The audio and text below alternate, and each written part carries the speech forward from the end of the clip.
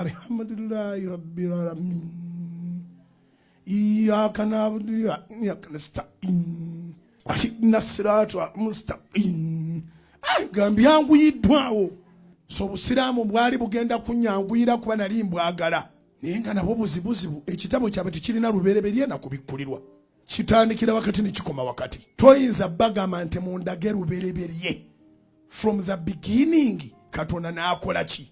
I went through the book. I have it at home. I have it at my office. I have the Quran. I have some hadith. Era mulimu ebigambo bingi ebinyuma naye bitandikira wa. So saasiramuka olw'ensonga eziwerako. Naye nga swala zaali zinyangwira ofuna budhu kyangu nnyo, kufuna alaaka esooka yakubiri nga byanguwa. Era nga bampa alhamdulillah tandike. Alhamdulillah thumma salatu wassalamu ala rasulillahi sallallahu alayhi wasallam. Tukwaniriza ku Dawa TV Uganda olutimbe gagadde yonna gy'osinzidde okutulaba. Olwaliro tulina omusumba w'amaanyi mu kibuga Pastor Bujingo bw'atalumba bannabyabufuzi alumbagana busiraamu. Yeewanye nga bwe yaliko omusiraamu yasaalira nnyo Nakasero obusiraamu bwali bugenda kumwangwira naye ekyabumulemesa olw'ensonga Qur'ani gye tusoma teyina lubereberye teyina kubikkulibwa. Afundikidde asoma Qur'ani mu mbeera ey'okusaagirira naye ekisinga okutwewuunyisa lwaki abasumba bano n'abatali basumba ekyokwewaana nti baaliko abasiraamu ne babuvaamu bakyewaaniramu nnyo kibakolera okukamala obukamazi. Seeka Eid ensonga eyo nze neewuunyisa nnyo buli akwata omuzindaala ayagala nnyo okulaba nti alina kalinki ku busiraamu. Alhamdulillahi rabbil alamin thumma salatu wassalamu ala rasulillahi sallallahu alayhi wasallam. Tubebaza ababeera ku mukutu omuganzi guno ogwa Dawa TV Uganda mu programu research desk. Ekibuuzo kyombuuzizza nti abasumba lwaki beewaanira nnyo mu kigambo ky'okugamba nti nali musiraamu nendukuka n'atali musiraamu. Mwana wattu si basumba bokka n'abantu ab'enjawulo beewaanira nnyo mu kigambo ekyo nali musiraamu. Ekisookera ddala kkiriza obagaana obusiraamu butunuuliddwa mu nsi yonna ng'ekyamazima y'eddiini entuufu. Eddiini entuufu kyobola baga nti omuti oguliko ki ebibala gwe bakuba enkonyogo. Amasiraba yalwanyisa bakatuliki wadde abasebeneti anti kakati abakatuliki obalaba abo nga twabatadde ebbali bano babatuulako nga baagala okulowoozesa abantu nti eddiini gye baleese mu nsi y'ey'amazima. Kakati nga ate bwe baba bakubye obusiraamu buno okubujjawo bajja kusigala nga bwe bali mu kintu ng'enjogera y'olwaliro bw'egamba abasigadde bayisa mu jjenje kkalu. Kyova olaba nti olwaliro omuntu bw'abanga asomye Qur'ani nga musumba n'agisomera mu kyaki oba mu bitundu eby'enjawulo bali ku nkuŋŋaana zaabwe eyo n'asoma Qur'ani ne bali abatali basiraamu balabira ddala omuntu ow'enjawulo. Abeera wanjawulo abeera wa bbeeyi aba wa kitiibwa. Balabira ddala omuntu ow'enjawulo asomyeyo okaawo aya za Qur'ani newankubadde nga asomye Ludica balabira ddala kiki kubanga kino ekitabo kya njawulo obusiraamu bwa njawulo. Kyova olaba oli buli lwayogera bw'ati aga nali musiraamu nasiraamukokaawo nga bw'omuwulidde ayogera nensaalamukawo ne bampaana waana naye nga ffe tetulinaayo muntu asaala ne tumugamba gugundi ng'osadde bulungi ate gwe nga gundi ate osadde bulungi nnya kwegamba olabira ddala ng'abantu tolina kyabbagamba tolina kyabbagamba nze kyembagamba omuntu tolina kyabbagamba kyova olaba atuuka mu kyaki n'agamba nti nsanyusa obbalaba fe muzikitiri yagenda kugamye munsanyusa okukulaba osanyuka ki gozze kusinza Katondawo bonogaana okumusinza egyo miggojo kati bewaanira ku nabbi nti ffe tusiraamu se ate bakwenyumiriza akola obusiraamu Allah yaba abasaasidde. Obusiraamu buyamba ggwe nga ggwe. Kakati poyinti eno enkulu kkiriza gaana obusiraamu mu nsi yonna butunuuliddwa nnyo nnyo siwa right left and center ng'Obusiraamu butundiddwa nti ye ddiini ya Katonda nga ye ntuufu era nga bw'oba togyogeddeeko abantu tebakuwa nnyo birowoozo omala kujjayo kigambo nti olaba nali musiraamu naye kaakati we yakugambye yali musiraamu n'abuvaamu nga tabusomye nga ye aya eyasooka okukka okitegedde aya eyasooka okukka kusoma so si kubeerawo bubeezi n'ogamba nze mbadde musiraamu obusiraamu tobutegedde ate n'obuvaamu kyenyinza okwogera ku kibuuzo ekyo sewo era ne maaso awo njagala twebuuza ekibuuzo lwaki n'abalutadda nabo oba oli awo beeyongedde seeka wange naam shekh ekisooka alhamdulillah assalamu alaikum warahmatullahi wabarakatuhu mwenna batugoberera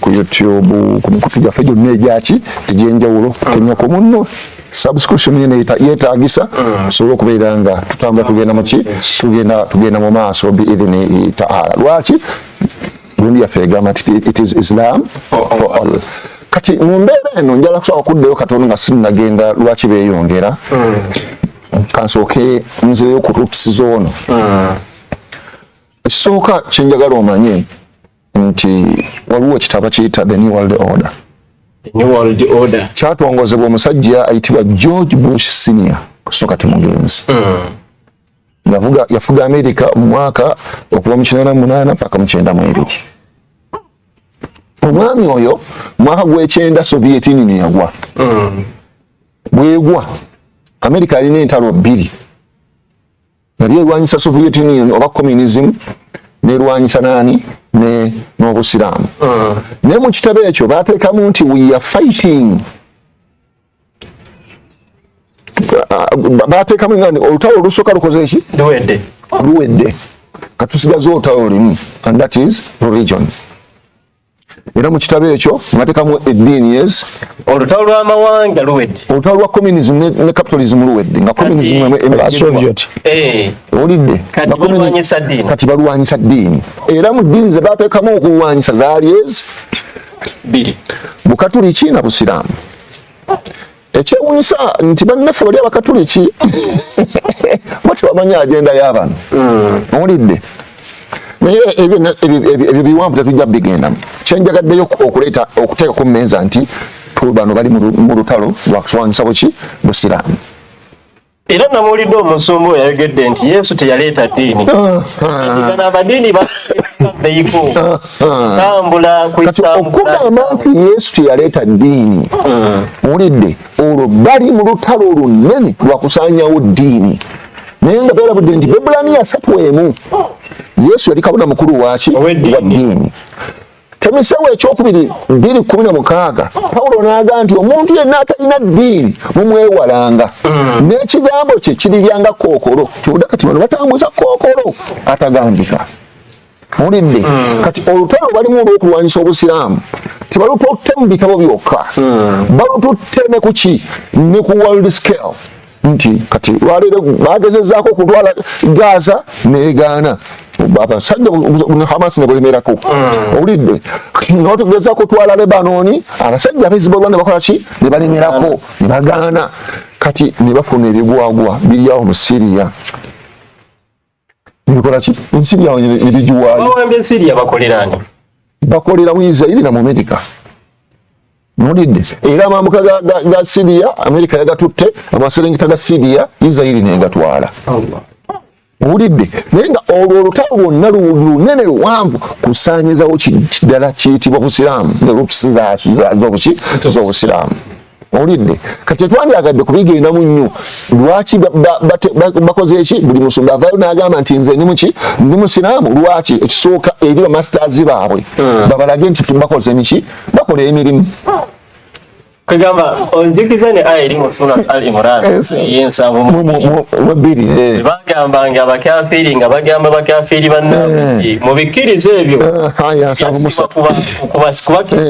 aminu billadhina amanu wajha an-nahar zila ala alladhina amanu wajha an-nahar wakfuru akhira la'allahum yarji'un tegerekese bulungi babikola nenga emisana babeera basiraamu mubiveemu babivaamu mbu kati projekiti nene sponsoringibwa okuvira ddala mu America erimba abaki muba Illuminati ba first class Illuminatism abaagala okusanya ekitibwe kiki eddiini owulidde kibudde buli omuntu akuva n'akuba nti alina ddiini oyo muganda wange oba osomera Bayibuli noonya wootera abatuukiriza the new world order baagala kubagirawo ddala awasinziirwa abo baagala abakoze eki awasinziirwa ojjukira n'ebyamba bye Pawulo yabyogera obujjukira bwebiri baagala okutujjawe awasinziirwa abo baagala awasinziirwa ekyo nkijjukira naye simanyi bulungi genda okisome mu Bakolinso ekyokubiri wemba nsoma wennyini essula 17 essula 11 Abakolinso ekyokubiri 11 asoma olunyira 12 agamba bw'ati agamba tuwulire naye bwe nkola era bwe nakolanga okiwulidde akulaga nti ye yali mulabe wa Kristo kati byakola kati era byeyakolanga takyukangako era yajjanga mulabe waki wa Kristo akyali mulabe wani wa Kristo kkirira mbagirewo awasinziirwa abo abaagala awakoze eki wasinziirwa kati buli yenna ayagala awasinziirwa abantu bajja omulimu gwabwe kutuukiriza missoni ya Pawulo buli ayagala eddiini balina kugikusuuza nkola yadda bano Abamerika bakoze eki bateeka buteesi ba Illuminatism kibakoze eki kyebaali baagala kati mukyo tukugamba nti bw'obiraba nga beetuma amanya g'obusiraamu kimu ne bagamba nti twaliko abasiraamu nti eri sente ziyingire owulidde eno bafune sente zeyongere babeere nga batuuka ne mu censorship ne bagamba nti irimu abasiraamu basigadde millions 6.5 nga erimu twali mu 13 ebyo byonna kati wenzira mu kibuuzo kyokoze eki kyosembezaayo kyogambye nti lwaki abalutadda beeyongedde tebeeyongedde wangi nga abasajja babo baali basiraamu example yiyo yasiraamuka byaddala nedda ali muzajja just wabeerawo pressure eyokubeera nga obanjibwa Pentagon kati oteeka okubuzaabuza nga tolina kyagamba abantu ogera amazima kubanga gojja kulowoozesa gwolowoozesa abantu mbu kyolimu kyekituufu nti obulokole bwe butuufu naye ng'olina n'essaala z'osaba tugumbula ddala omuntu bw'abanga mulokole byabikola kyetubagamba nti ku nsi eddiini entuufu eryaki abasajja batuukiriza Bayibuli kyeyayogera yagambye etya esaa tumanyi weeri Mukama atandika okutugumbula ya Rabbi abalabi baffe emirambo tegiva tugumbula ekintu tumugisoma kati omusajja ono ye tumumunenya kyenjabadde nga tunagenda ku lunyiriri emirambo giva mu mayumba luteeke mu kyemba awo mu Zabbuli essula ya 10:19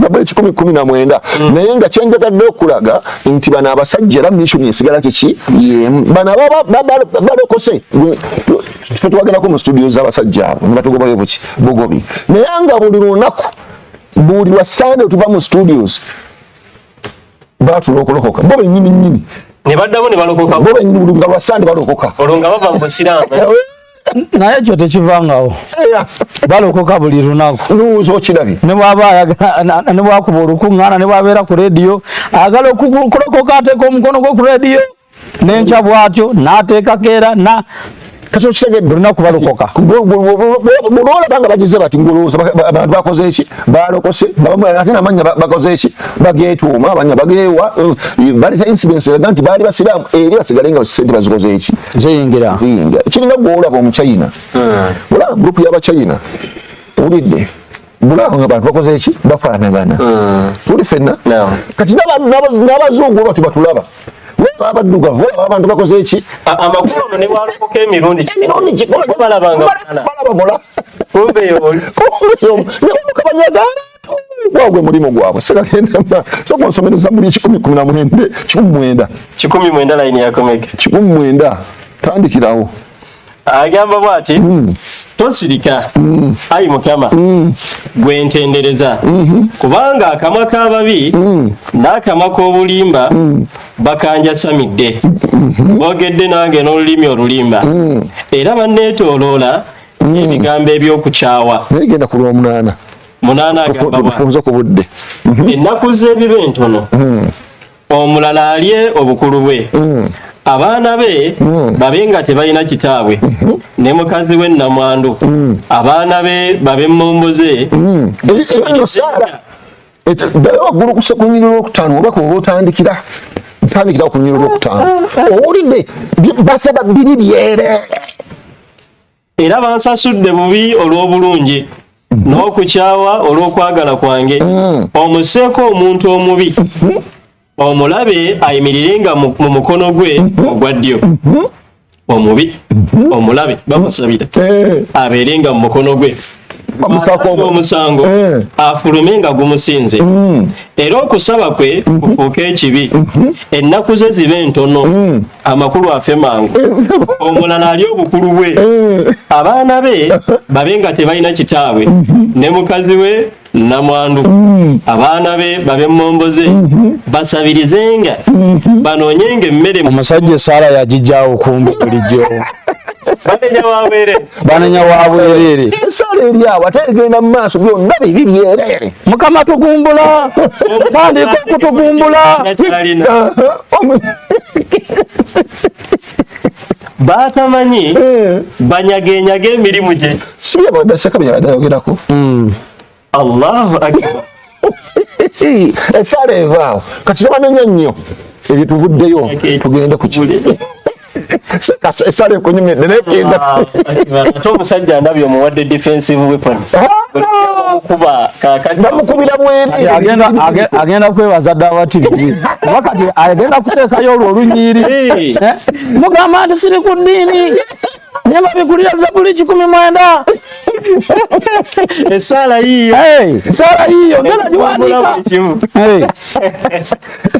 kakati omusajja ono nga tugenda mu maaso n'okumumaliriza twagala tumukube hands down yeewanye nga bwe yali omusiraamu naye ate nga tannaba kulokoka alaga yali talina kyamanyi mu Bayibuli nebunyo oba obusumba yabusomerawa oba ani yamutikkira obubuulizi kuba essaawa eno yakulemberekeza ne Bayibuli ezimu azookya nedda so oyo yekka obusumba kasomanya okusakaza amaloboozi ng'oyogerera waggulu ng'olina emizindaalo gyo yalinga ku qualifications z'abapasita zeezo naye kati ayokya ne Bayibuli sebo ate n'obusiraamu era akyabulimu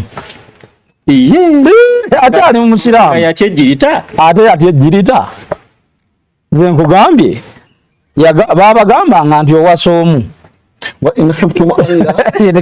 nti wasoogo era okugula okumu kukyali eno mu busiraamu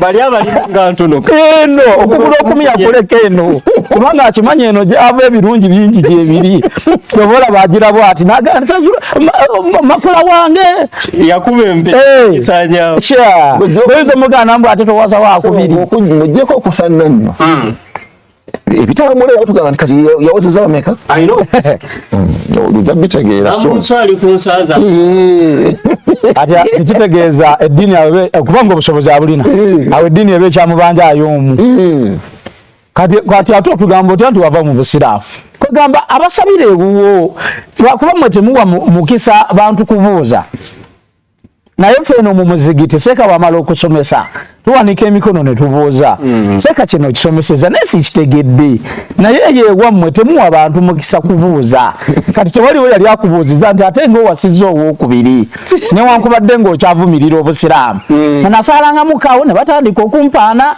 naye mmwe temukyatya na kulimba waliwo asaala ne bamuwaana nti tukugambe tutya munnange nno osadde nnyo osadde bulungi ebyo tebiriyo mu busiraamu ekyo kiri wakati wo ne katondawo kiri wakati wo ne katondawo bwe yavudde awo n'agamba nti ekimu ku byamulemesa oba ekyamujja mu busiraamu kwe kubanga Qur'ani terina lubereberye ate terina kubikkulibwa ye ate ekitabo kyasoma kirina lubereberye kirina kubikkulibwa era only a fool cannot understand it.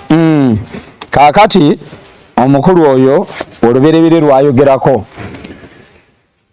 lugazi lwetaaga okwetegereza ennyo era njagala tutambuleko katono alabe oluberebere lwayogerako ddala lutuufu. Njagala olunsomera oluberebere emwemu yewana n'oluberebere tulabe oluberebere lwayogerako lulutuufu. Oluberebere Katonda yatonda eggulu n'ensi. Oluberebere Katonda yakola ki? Yatonda eggulu n'ensi. Kati ani yaliwo atunnyonnyola bino atunyumiza bino? Yaliwo tutegere nti bino byayogerako kituufu oluberebere lutuufu. Ani yaliwo tukuluberebere kino Katonda kiyakola? Bino Mukama si yabibikula. Ng'abibikulira ani? Nabbi we Musa. Nabbi we Musa yabibikulira. Ngu Musa yawandiika oluberebere. Kati bw'abanga yabimubikkulira nga Mukama yabimukkulira kati labo babi yamubikkulira bituufu. Kati tandika. Ensi yali njereere nga yeetabudde naye ekizikiza kyali kungulu ku buziba. Omwoyo gwa Katonda ne gumaamira kungulu ku mazzi. Kati linda mu katono. Ensi yali njereere. Kakati ate omwoyo wa Katonda n'amaamira kungulu ku mazzi. Amazzi gaali luddawa? Kubanga layini egambye ensi yali njereere. Ate tulabawo amazzi nga omwoyo wa Katonda amaamidde kungulu ku mazzi. Amazzi go gaali luddawa? Kubanga ensi yali njereere. Balaba nti oluberebere lw'ojuliza nalwo lufu. Kwegamba Katonda ensi yagisangamu amazzi olwedde. Kwegamba kiraga nti bifu byagamba nti oluberebere olutuufu. Kirira owulire layini. Katonda n'ayogera nti wabeewo obutangaavu ne wabaawo obutangaavu. Katonda n'alaba nga kirungi. Soka Katonda akkirira. Soka oddeyo ku lusooka n'olwokubiri. Omusajja oyagala kumukono. Katuluvunze. Oluberebere Katonda yatonda eggulu n'ensi. Ensi yali njereere nga yeetabudde. Oluberebere Katonda yatonda eggulu n'ensi ku lunaku ki? Ku lunaku olusooka. Ku lunaku oluberebere. Tunaagenda ku lunaku olusooka. N'osinga naye nga atonda ensi. Ate ali mu kutonda kitangaala. Kati ensi n'eggulu yabitonda lunaku ki? Ensi yali njereere gyatonze ddi? Alabika naye yagisangawo. Ate n'atugambe wabadde ayogera nti oluberebere lulimu ki? N'enkomerero. Kati ye Katonda ensi n'eggulu yabitonze lunaku ki? Genda ku lunyiriri olwokusatu seka wabadde akusindisa olabe. Sooka ogende ku lwokubiri. Yabisangawo nga bitonde. Kuba talina ojingo wegendereze byotakula. Olina kubyogeranga mu kyate ng'oggyeko kamera. Ekizikiza kyali kungulu ku buziba, omwoyo gwa Katonda ne gumaamira kungulu ku mazzi. Amazzi gatonze ddi? Yagasangawo ku luberebere, yamaamira mamaamire. Kitegedde? Kati ono atugamba nti yatonda eggulu n'ensi. N'atulaga nti gundi y'okutonda yali munaku mukaaga. Kati munaku mukaaga ate tutuno ensi agisanzeewo n'amazzi nga njereere n'amazzi agasanzeewo. Bwe mubeeramu amazzi beekyali njereere. Kakawunyisa bw'onoogenda ku nnyiriri olw'omunaana lubajja okulaga gwatonda ate amazzi. Abasomesa bakkirire owulire embooko ze ziri awo. Twayita olubereberye wabaawo obutangaavu. Ne wabaawo obutangaavu. N'alaba nga kirungi. Katonda n'ayawula wakati obutangaavu ne Katonda alabulabe nga kirungi. Yatonda tamanyi nti kyatonda kirungi oba kibi. Naye yeekanga bwekanga kino kirungi. Katonda n'alaba nga Katonda kyono ensi n'eggulu ensi agisanzeewo n'eggulu agisanzeewo. Atandise okujja okwako byatonda ntegerekesa bulungi n'aleeta omwoyo gwe n'aguteeka ku mazzi gasanzeewo.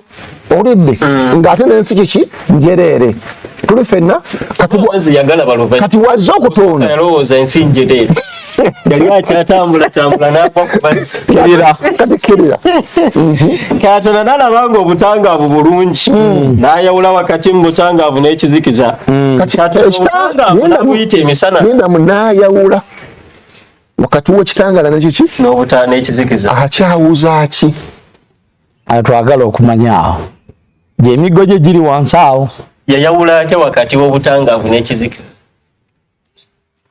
Ku lunaku olusooka atonda kiki? kitangala nacha ngate kitangala kizze ngasanzewo kiki ekizikiza yali munzikiza ekizikiza kino kyo kyavaawa era ni yakitonda kyasanzeewo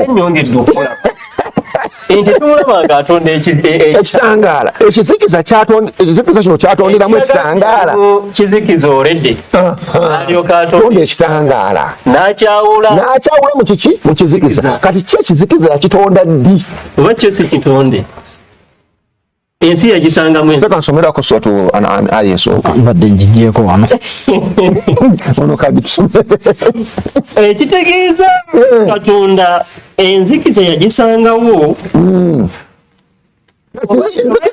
si kitonde oba enzikiza si kitonde An'am aya esooka buli kitendo kya Katonda yatonda eggulu n'ensi n'ateekawo ebizikiza n'ekitangala nti okusinza ku Qur'ani byombi yabikoze eki yabiteekawo seeka ng'osimbyewo akati ono yagambye nti mu Qur'ani temuli lubereberye naye okirabye nti Qur'ani ate yogedde ku lubereberye olutuufu musinga obutabeeramu kitabo kiyitibwa lubereberye yalowooza temuli lubereberye kati otulatira olubereberye olufu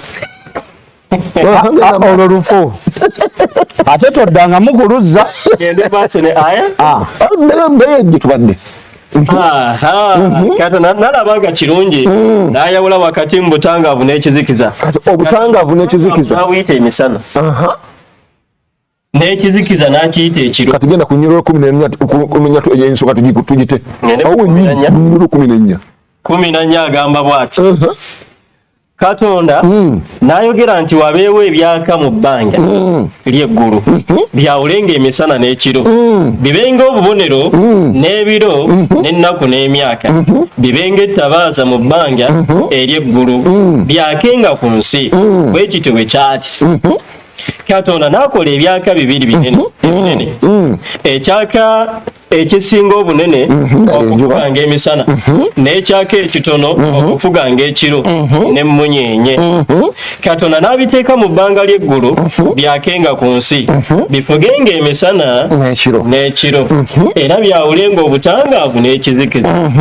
lwakumeka Katonda n'akiraba nga kirungi ne buba akawungeezi ne buba enkya olwo lwe lunaku olwokuna kati olunaku olwokuna lwatonze ebyawula ekiro n'emiki n'emisana ku lunaku lwakumeka kati ennaku esatu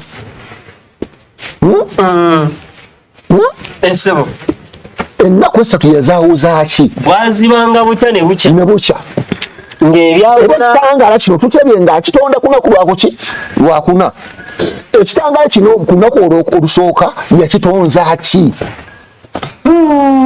ye ennaku ezo baazibalanga batya kubanga bw'osoma osomeko suratu Yunus aya ey'okutaano bujingo lwaki otankuula entalo otalumba bannabalufuzi ate tujja kusaba abakulira Dawa TV omukulu we tumukyazeeko wano mu studios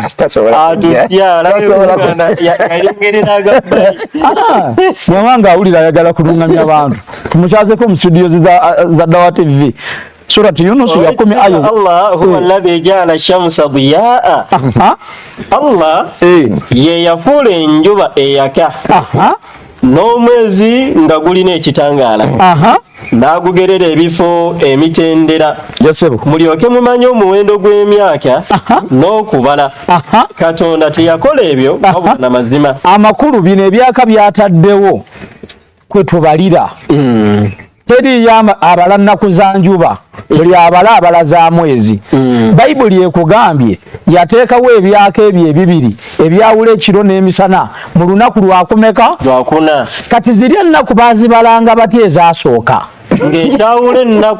ekyawula ekiro n'emisana nga tekiriiwo ebitaaliwo kati olubereberye lwoyogerako olw'olufu kati ddayo ku lubereberye emu omusajja yagala kumukola olubereberye Katonda yatonda eggulu n'ensi komaawo ku lubereberye Katonda yatonda eggulu naki nansi Matayo 19:4 tulabe kituufu yatonda ggulu n'ansi ku lubereberye nga gwe bwobadde otugamba. Matayo 19 layini ya 4 egamba bweti ssebo egamba etya addamu n'agamba nti temusoma nti ebyo nno Yesu yabyogera yabakola olubereberye nga yabakola omusajja n'omukazi. Ku lubereberye Katonda yakola ki? Yakola musajja na mukazi. Ate eri yatugambye nti ku lubereberye Katonda yakola ki? Yatonda eggulu n'ensi. Kati ekituufu kye kiri waggwe mukulu. Ezo embereberye z'otuleetera tutwale lubereberye ekyolutuufu. Eno egamba ekyokubirisa nsonga wogenze kati twatambule n'akanyomero gitudde tuti paka lwanaazukuka abalinamu ku magezi kati mugafunye amagezi gakomyewo kati kusubira ngakomyewo 26 wano nyini lubereberye 26 lubereberye. Katonda n'ayogera nti tukole Katonda n'ayogera nti tukole omuntu mu ngeri yaffe mu kifaananyi kyaffe bafugenga eby'omu nnyanja n'ebibuuka waggulu n'ente n'ensi yonna na buli ekyewalula ku nsi. Kati nsooka olunyiriri olwo Katonda yennyini yasooka n'akubamu ebituli sooka onzirireko mu Isaaya ku lubereberye. Katonda ye kennyini ataakuba mu lubereberye negambe tukole so kiri agambye nsomera Isaaya 43:21 Isaaya 43:21 agamba bw'ati agamba abantu benneebumbira nzekka bolesenga ettendo lyange. wabadde atonda agambe kiki tukole era babaga nti abo baali bangi Katonda babagattira Katonda bagatta eryanyi ne bakola omuntu kati ate wananga nti abantu nabetondera ki nzekka olulufu naye 26 Allahu akbar eno bagiyita the research desk. Agamba Katonda n'ayogera nti tukole omuntu mu ngeri yaffe mu kifaananyi kyaffe bafugenga eby'omu nnyanja. 27 Katonda n'atonda omuntu mu ngeri ye mu ngeri ya Katonda mwe yamutondera omusajja n'omukazi bwe yabatonda. Omusajja n'omukazi balina kulwakumeka lwamukaaga situbali fenna bala yesuula. Katonda n'abawa omukisa Katonda n'abagamba nti mweyongerenga mwalenga mujjuze ensi mugirye. bala yesuula lunyiri olusembayo. Katonda n'alaba buli kyakoze era nabanga kirungi. Bwe lunyinga asembye okutonda muki ne buba akawungeezi ne buba enkya olunaku olw'omukaaga. okutonda kukoze eki kuwedde so kiri biwedde kati genda mu ssuula ey'okubiri biri emu ebiggwa okukola eggulu n'ensi n'eggyeeryamu lyonna so kiri mukoze eki biwedde soma olunyiri olw'omusanvu.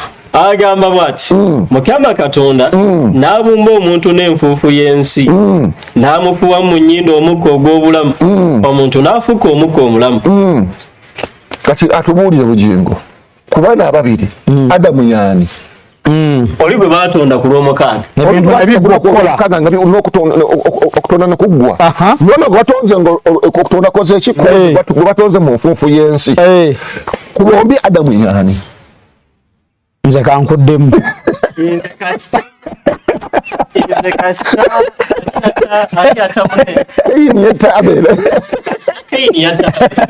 n'agenda ku mutalo omulala n'asangayo ekyalo n'asangako abantu n'awasaayo omukazi naviira ku lubereberye. kati layini ejaggibawa abantu 26 bagende someyo 26 agamba bwati mwera olubereberye terulikukula bino tobizanga n'ava mu maaso ga Mukama amaze okutta Aberi n'atuula mu nsi ya Enodi mu maaso ga Adeni. Kayini n'amanya mukazi we n'abeera olubuto n'azaala Enoka n'azimba ekibuga n'akituuma Enoka ng'erinnya ly'omwana we. tusinga eyo gyagenze gyasinganya muki avudde maaso ga Mukama n'agenda mu Enodi. mu Enodi abantu omukyala gwe yasiŋŋaana ewa mu Enodi yamugjawa ani yamuzaala abantu basatu Adamu, Kawa nani ono bali bana olwo Kaini bali bana Adam Kawa Kaini ne Abel bamaze kati Abel Kaini ase Abel basigala bameka basatu kati Kaini adduka agenda mu maaso ga Mukama agenda mu Enodi atuukayo n'asingirayo omukazi n'amuwasa yamujjawa lyali jjiru olubereberye lwo tutuleetera lyali jjiru ddayo mu olubereberye lufu soma olubereberye 5 line ya 6 kati tugenda kubala abalina calculator mujjeyo mugatte emyaka gino tulabe kituufu olubereberye luno lutuufu 5 6 egamba etya sezi n'amala emyaka 15 awo olwetegereze nnyo sezi n'amala emyaka 15 aha n'azaala Enosi wala 15 sezi n'awangaala bwe yamala okuzaala Enosi emyaka 807 kati wogata 807 n'ogatako 15 ofuna ki bayibuli etuwa ki awo katulabe kyetuwa 15 gattako 807 aha n'azaala abaana ab'obulenzi n'ab'obuwala yesebo ennaku zonna eza sezi olwo nno bagatta 15 n'807 ennaku zonna eza sezi ne ziba emyaka 9 mu 12 okakasa lubereberye ono mutuufu byagatta abimanyi 15 oba kamba jibeera 15 omanya 957 ayesebo kati ate ono atugambye 12 kati biri gibadde 15 gattako 807 ofuna emyaka 957 kati ate bayibuli yawandiika 912 akabonero akalaga nti luberebere gwoleeta ye mufu kaakati okumanya nga Mukama si ye yakola ebyo byonna genda mu Yokaana 1:1 Yokaana 1:1 agamba bw'ati egamba etya ku lubereberye kantuukewo Yokaana obadde omanyi nti Katonda yabikola Yokaana 1:1 ku lubereberye waaliwo kigambo ku lubereberye waaliwo ki kigambo kitegeeza Katonda ono katusooke tumunoonye gwe wali weekweseewa kubanga waaliwo kigambo kyereere kigambo kye kyaliwo ani yakyogera kirira kigambo naaba awali Katonda olaba kigambo yava eri ate najja ne yeekukutiriza ku Katonda ate mukulanitire mu lubereberye yawamba muwanga onabeera Katonda ate Katonda bawamba muwambe bino tobizzanga fona byoyogera tegereka bulungi soka tudde musuula esooka musuula esooka eya lubereberye bannange lubereberye mwendi oze mu musuula esooka nsomera onyiriro olwokubiri olwo ensi yali njereere nga yeetabudde naye ekizikiza kyali kungulu ku buziba omwoyo gwa Katonda ne gumaamira kungulu ku mazzi kati tulabye omwoyo gwa Katonda wuna azze amaamidde kungulu ku mazzi agatondeddwa ddi gasanze endowooza soma olunyiriro olw'omunaana lugamba bwe luti Katonda ebbanga n'aliyita eggulu ne buba akawungeezi ne buba enkya olwokubiri olunaku n'olwokubiri lukoze eki lugenze kyokka twalabedde omwoyo gwe gwamaamidde dda ku mazzi kirira Katonda n'ayogera nti amazzi agali wansi w'eggulu gakuŋŋaanire mu kifo kimu olukalu lulabike bwe kityo bwe kyali gatonze ddi naye ali ku byatatonda abiragira ali ku byatatonda abireese abikuŋŋaanya nga nakubeeri mu nyiriro olwokubiri anoonya lukalu lulabike awamba obuyinza yali avumbu kakati yagenda okugjamu amazzi n'alengera olukalu bagezaako okutugamba ti ebigambo bino byonna Katonda yabibikulira Musa era nga bagamba nti Musa ye yawandiika bino olubereberye era nga bagamba nti Musa alinamu ebitabo 5 omuli lubereberye okuva okubala abaleevi n'ekyamateeka olwokubiri ddala kituufu Musa gwe wawandiika bino bansomereko ekyamateeka 3 mu layini ya 5 tulabire ddala kituufu Musa ye yawandiika bino nga bwe bakakasa nti ekitabo kya Musa kye bayita ekyamateeka nga yennyini yawandiika kubadde nga Katonda Musa mu ebitabo 5 era nakyo tujja kukitunuulira.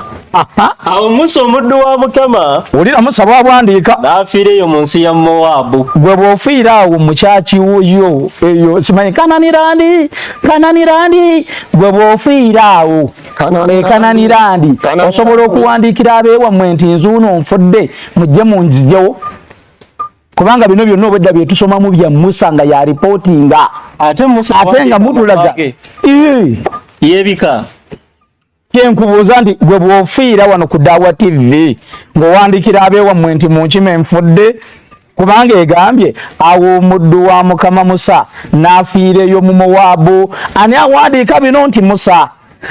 Mu Qur'ani temulimu aya eraga nti omubaka Muhammad sallallahu alaihi wasallam nti yafa, teriyo. Ebeera kubeerayo gye mwali badde mukwata mistake nti kitya obubaka bwakkiranga kuyenga mulamu naga nti Katonda agambye mukole bwe muti. Naye bw'abanga amaze okufa wateekwa okubeerawo abaripootinga abalala ne mu mutukakasa ndi Musa bino yabyogera balinga baka kuva wa Katonda. Kati Musa yali atubulira gy'afiiridde. Okimanyi nti yamala okufa ekitabo ne kisigala nga kiwandiikibwa ate ng'akiwandika ye Musa ng'ate mukuba maze n'omuziika bajja tugamba tebamanyi Joshua yakimaliriza kati Joshua kati kya Musa oba kya Joshua kibeera kya Joshua kitegeeza buli omuntu ogugamba nti ekitabo kya Musa ekyamateeka olwokubiri ne Joshua ekitabo kya Musa ne Joshua weegendereze. Omwami ono yayogedde ekigambo ekigamba Seeka n'agamba nze nina hadithi awo mu ofiisi nina ne Qur'ani mu ofiisi kati kankuwe message ebyo byolina okubeera nabyo bikuluŋŋamye kubanga tugenza okukola okunoonyereza nga teriyo nabbi yenna mu bannabbi abajjudde mu Bayibuli eyali ayisizaako ekigambo kye mu kamwa ke nti Bayibuli taliyo. bano be bakyatula teri nabbi n'omu yayita Musa mwali omwo ebitabo bito obwedda tusoma bya Musa tayogeranga ku kigambo nti Bayibuli ne Yesu gwe bakulembeza kati Qur'ani beera naye ekuluŋŋamye ogisome ekuluŋŋamye byebitabo mulina okubeera nabyo kubanga tewaliwo nabbi wa Katonda n'ogu eyali ayisizaako ekigambo kye mu kamwa nti Bayibuli. Ekyokubiri nga tukyanoonya n'erinnya ettuufu ery'ekitabo ekyo likyatubuze kubanga bw'ogamba nti Bayibuli lubeera Luganda Yesu lwataayogerako bw'ogamba nti Bayibuli lubeera Luzungu Yesu lwataayogerako bw'ogamba nti Bibiliya lubeera Luswayiri Yesu lwataayogerako bw'ogamba nti Bibuli ng'abanaffe Abanyankole bwe bagiyita ate Yesu teyayogera ku Lunyankole. Kati linnya ki ly'oyinza okutuuma ekitabo kino ne bw'obanga oyimiridde ekyayina mu ggwanzo n'oyogera erinnya eryo ne bamanya nti oyogera ku kitabo ekyo olaba neyakuwa yennyini takyogerangako neyakuwa yennyini takyogerangako kati olina kubeera ne hadithi ne Qur'ani zikuluŋŋamye abyo akyogererako wa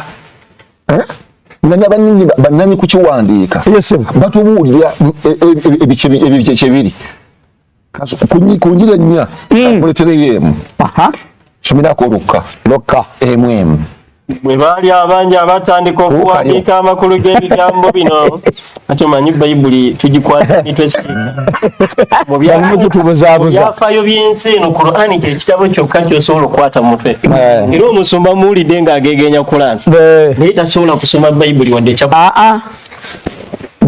obudde tubulina butini bwe baali abangi abatandika okuwandiika amakulu g'ebigambo ebyatuukirizibwa mu ffe nga bwe baabitubuulira abo baasooka okuva ku lubereberye okuba abajulira era abaweereza b'ebigambo awo bwe nali nanyisa ddala byonna okuva ku lubereberye era nange nalaba nga kirungi okuwandiikira gwe Teefiira omwagalwa ennyo kusimako ono yatubuulidde olubereberye sabu luno olubereberye lweyogerako kimu.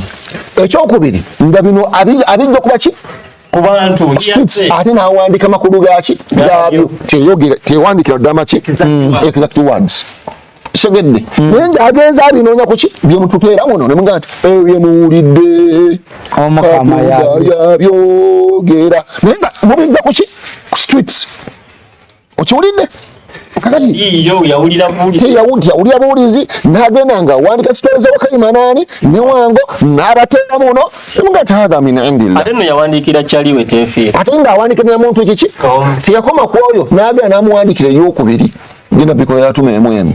Ebikola by'abatume emu agamba bw'ati ekitabo eky'olubereberye nakikola. Kyekiri kyabadde ayogerako. Kirira munnange teefiira. Kakasa nti otegeera muntu yomwe yabiwandiika. Akugambye ekitabo ky'olubereberye nakikola. Ye Luka tukubuuza nti waba weyogera ku kitabo ky'olubereberye ayogera ku lubereberye oli Musa gwe yawandiika. Kati bombi be bawandiika lubereberye. Ategeeza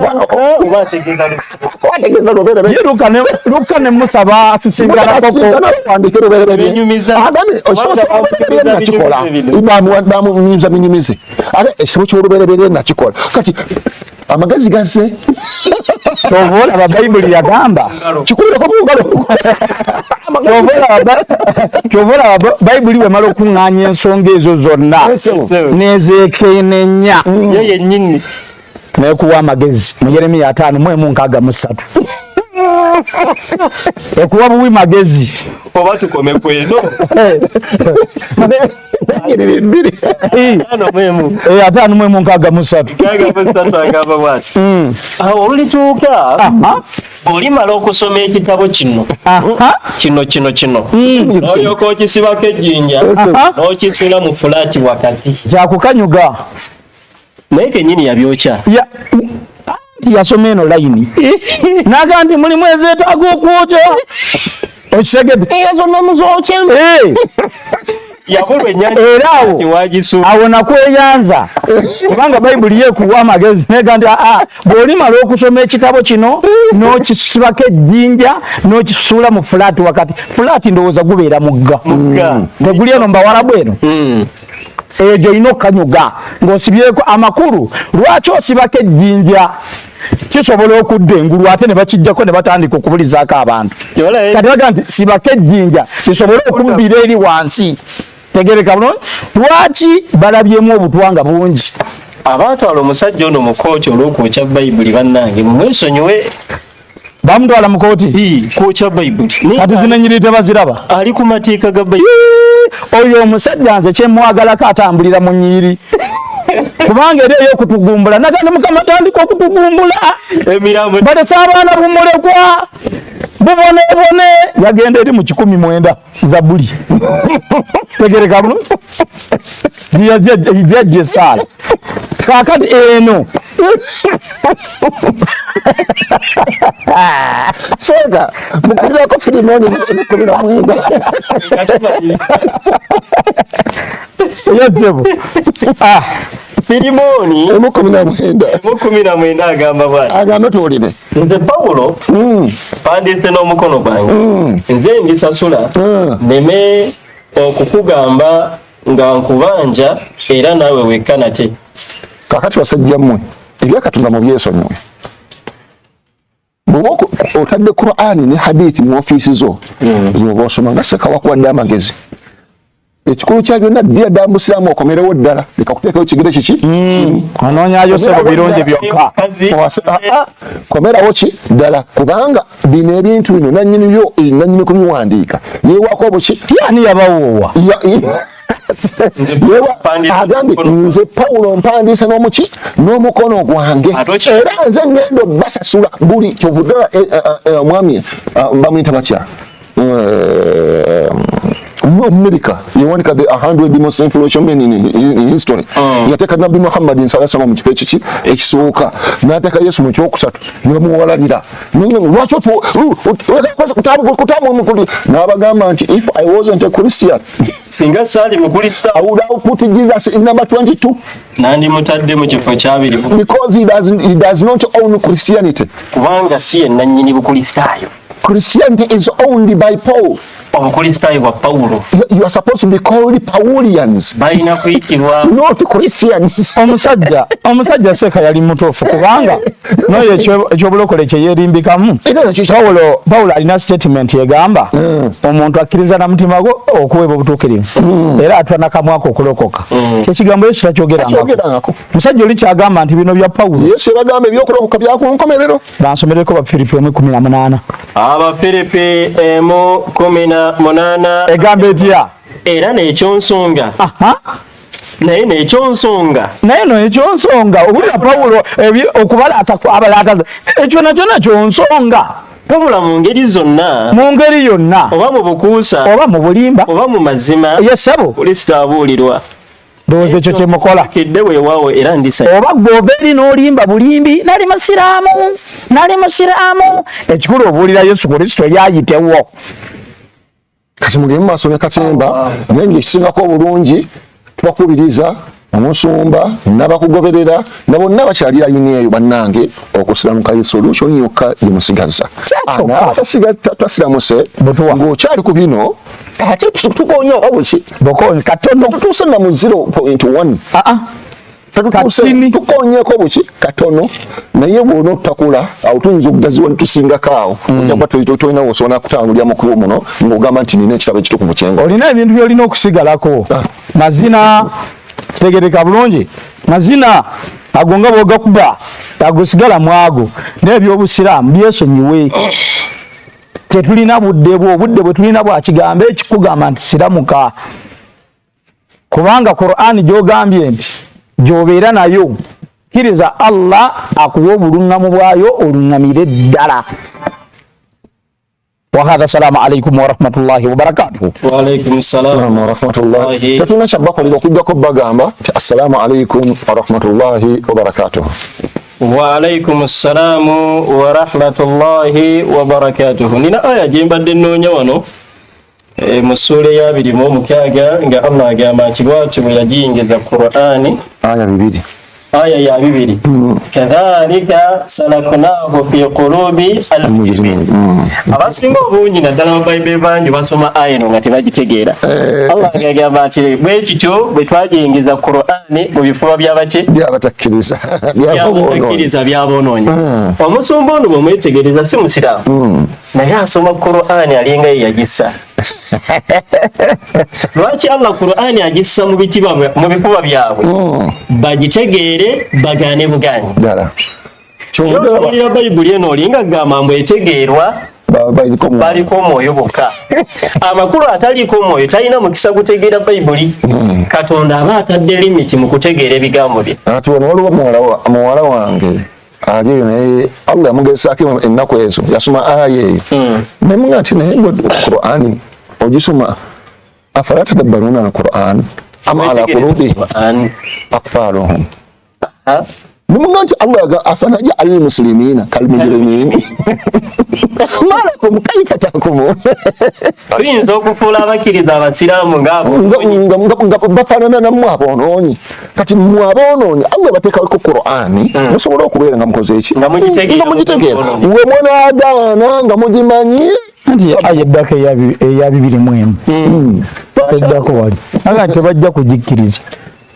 Okutuusa lwe balira bibonyo ekyokubiri kyenjagaddemu nga mmaliriza Seeka nti Qur'ani kyekitabo kyokka omuntu kyasobola okukwata mu mutwe. Tewali musumba ne bw'aba aliko emyoyo 10 nga bagamba nti baliko mwoyo asobola okukusomera wadde lubereberye yokka emu n'agikumalirako. Taliiyo nga bwe beewaana nti baliko mwoyo muki. Era Bayibuli eyo gy'olaba n'ogeza ogibajjako n'ogyokyanga bw'atera okuzookya tebasobola kuwandiika Bayibuli ndala. Naye ate nga baliko omwoyo nga mwoyo oyo bamuyita Katonda. Naye ate Qur'ani kyekitabo kyokka ekikwatibwa mu mutwe ne tukisoma nga tetutunuddeeko. So nabwe kityo tukweyanziza okwolesa obutamanya wakati mu ndigazo. Tusaba Allah tabaraka wa taala abalungamye mwenna. Wa barakallahu fikum wa jazakumullahu khairan. Assalamu alaikum wa rahmatullahi wa barakatuh. Wa alaikum assalam wa rahmatullahi wa barakatuh.